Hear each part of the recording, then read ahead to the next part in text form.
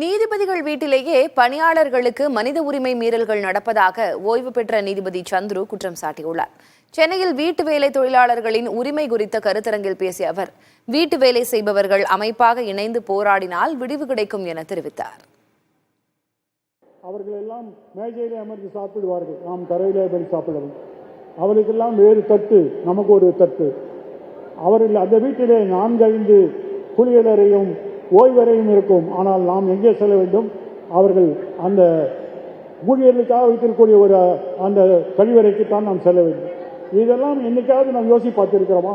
மனிதனுக்கு மனிதன் வேற்றுமை. அவர்களுக்கு ஒரு விதி, நமக்கு ஒரு விதி.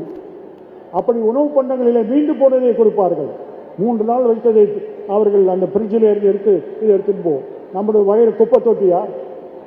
மனித உரிமை பிரச்சனை பற்றி நாம் பேச வேண்டும். ஏதோ சாதாரண வீட்டில் நடக்கக்கூடியவில்லை. நான் நீதிமன்றத்தில் இருக்கிறனால் என்னால் சொல்ல முடியும்.